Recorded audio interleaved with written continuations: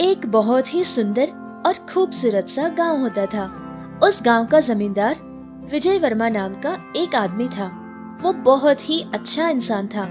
जो कोई भी उसके यहाँ सहायता के लिए आता तो वो उसकी पूरी सहायता करता था। गांव के सारे लोग विजय वर्मा की बहुत इज्जत करते थे, क्योंकि उसने अपने गांव के लिए बहुत अच्छे अच्छे काम किए थे, जैसे कि अस्पताल बनवाना और बच्चों की पढ़ाई के लिए स्कूल वगैरह बनवाना। जैसा विजय वर्मा था, उसकी पत्नी संध्या भी बिल्कुल वैसे ही थी। सारे लोगों की बहुत सहायता करती थी। लोग उसकी भी बहुत ज्यादा इज्जत करते थे। कहने के लिए तो पति पत्नी का मन बहुत अच्छा था, लेकिन उनको भगवान ने औलाद नहीं दी थी, जिसकी वजह से वो लोग बहुत सारे पूजा पाठ करते थे, व्रत भी रखा करते थे।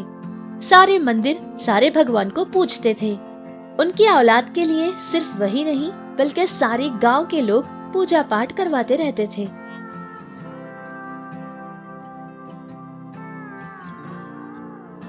संध्या, तुम्हें क्या लगता है कि हमारे यहाँ औलाद होगी? अरे, ये आप कैसी बातें कर रहे हैं? भगवान हमारी जरूर सुनेंगे और हमें वो बच्चा भी जरूर देंगे। मुझे भगवान पर पूरा विश्वास है। हाँ संध्या, तुम्हारे अंदर का विश्वास हर बार ना मेरे अंदर भी एक नया विश्वास जगाता रहता है। तुम्हें पता है, हमारे गांव के सारे लोग भी हमारे लिए औलाद की बहुत दुआएं और पूजाएं करते हैं। हाँ, मैं जानती हूँ। भगवान को किसी न किसी की दुआ तो सुननी ही पड़ेगी। और आप देखते रहना, बहुत जल्दी हमारे घर बच्चा आएगा। ऐसे ही पति पत्नी एक दूसरे के साथ बातें कर रहे थे कि अचानक से विजय वर्मा की कार के आगे एक गाय आ जाती है और विजय वर्मा से भूल हो जाती है। विजय वर्मा उस गाय को बहुत जोर का धक्का देता है, जिससे वो गाय वहीं के वहीं मर जाती है। फौरन ही विजय वर्मा और उसकी पत्नी संध्या कार से नीचे उतरकर उस गाय के पास चले जाते हैं। गांव के कुछ लोग भी वहां पहुंच जाते हैं। कुछ लोगों ने देखा और कहा कि ये गाय तो गर्भवती है, और कुछ लोगों ने ये भी कहा कि जो गाय का बच्चा उसके पेट में है वो अभी जिंदा है। ये बात सुनते ही विजय वर्मा खुश हो जाता है और फिर उस गाय के बच्चे को बाहर निकालते हैं। विजय वर्मा और उसकी पत्नी संध्या को इस बात का बहुत दुख था कि उनकी वजह से एक जान चली गई। लेकिन संध्या अब उस गाय के छोटे से बच्चे को अपने बच्चे की तरह परवरिश करती थी, उसको पालती थी, उसको बहुत लाड और प्यार देती थी। उसका नाम भी संध्या ने लक्ष्मी रख दिया था। लक्ष्मी के घर आने के कुछ ही महीनों बाद संध्या भी गर्भवती बन जाती है, जिससे गांव के सारे लोगों ने ये मान लिया कि ये गाय तो बहुत भाग्यशाली है। और तब से लेकर गांव में जिस किसी के भी घर कोई अच्छा काम या शुभ काम होने वाला होता तो वो लोग आकर लक्ष्मी को अपने घर ले जाया करते थे। जैसा वो लोग मानते थे, उनके साथ भी वैसा ही होता था। हर किसी के साथ हर बात में अच्छा ही अच्छा होने लगा, जिससे सारे लोगों को तो यही लगने लगा कि ये गाय तो सभी के लिए बहुत भाग्यशाली है। ऐसे ही कुछ साल गुजर जाते हैं। फिर लक्ष्मी भी गर्भवती हो जाती है।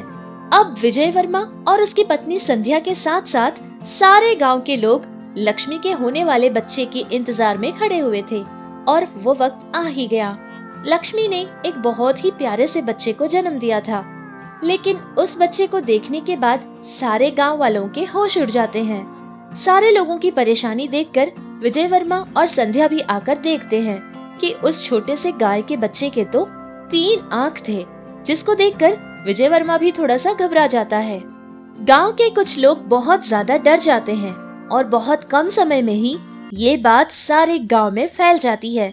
गांव के कुछ लोगों का कहना ये था कि ये गाय तो उनके लिए अशुभ हो सकती है, क्योंकि ऐसी अनहोनी तो उनके गांव में पहले कभी नहीं हुई। सारे गांव के लोग यही कहने लगे कि वो सच में ही अशुभ हो सकती है, क्योंकि ऐसी मनहूस गाय उनके लिए बहुत ही मनहूस साबित हो सकती है। गांव के कुछ लोगों ने ये फैसला किया कि अब ये गाय को वो लोग गांव में रहने नहीं देंगे, जिस बात पर विजय वर्मा ने बिल्कुल ही हाँ नहीं कही थी। और उसी दिन गांव में बहुत बड़ी बारिश होने लगी। इतनी तेज बारिश पहले कभी नहीं हुई थी, जिस बारिश की वजह से सारी ही नदी और तालाब भर जाते हैं और गांव में भी पानी आ जाता है। ये सारी चीजें देखकर गांव वालों का शक तो यकीन में बदल गया था कि ये गाय सचमुच में ही बहुत ज्यादा अशुभ है। उन लोगों ने फैसला किया किसी न किसी तरह अब इस गाय की जान लेकर ही रहेंगे। ये बात पता चलते ही विजय वर्मा ने उस गाय को और उसके छोटे से बच्चे को रस्सी खोलकर भगा देता है। लेकिन फिर भी गांव वालों ने हार नहीं मानी थी। बहुत दूर तक लक्ष्मी का और उसके छोटे से बच्चे का पीछा करने लगे।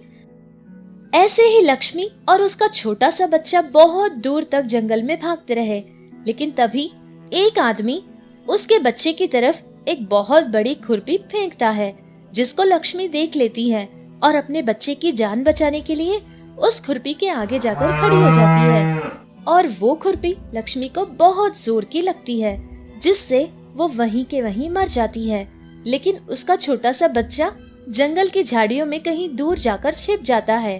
गांव के सारे लोग उस छोटे से बच्चे के लिए बहुत ज्यादा ढूंढते हैं, लेकिन उनको वो कहीं नहीं मिलता, जिससे थक हार कर वो अपने गांव की तरफ वापस लौट जाते हैं। विजय वर्मा गांव के लोगों की ये सोच से बहुत ज्यादा दुखी था कि ये लोग कितने मूर्ख हैं। एक छोटा सा बेजुबान जानवर जो कि कुछ ही समय पहले पैदा हुआ था, उसने तो दुनिया भी नहीं देखी थी। ऐसे बेजुबान छोटे से जानवर को उन लोगों ने अपशगुनी माना। उनके साथ जो कुछ भी बुरा हो रहा था उसका कारण उसको जाना। ये सभी देखकर विजय वर्मा बहुत ही ज्यादा परेशान था। विजय वर्मा सोचने लगा कि ऐसे मूर्ख लोगों की वजह से उसने कितना कुछ नहीं किया। सारा गांव का रंग रूप उसने बदल दिया था, लेकिन ये मूर्ख कभी नहीं बदलेंगे।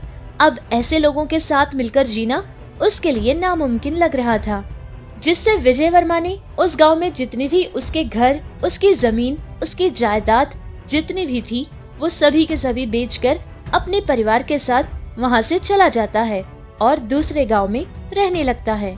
जैसे ही विजय वर्मा उस गांव को छोड़कर दूसरे गांव चला जाता है, तभी से गांव में बहुत ज्यादा परेशानियां शुरू होने लगती है। अब उस गांव में कोई ऐसा नहीं था जिनकी समस्याओं का समाधान करे, जिनकी परेशानियों के लिए उनकी सहायता करे। अब वो गांव बहुत वीरान और सुनसान हो गया था। ऐसे ही कुछ साल गुजर जाते हैं।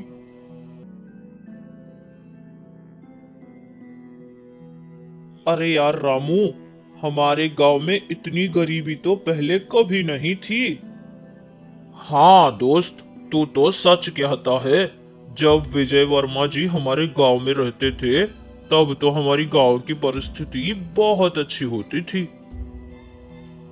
हाँ वही तो, पहले हमारे हरे भरे खेत, हमारा गांव कितना सुंदर लगता था यार। पता नहीं फिर से अच्छे दिन कब आएंगे। बेटा, मैं बहुत भूखी हूँ। अगर कुछ पैसा है तो मेरी सहायता कर दो बेटा। भगवान तुम्हारा भला करेगा।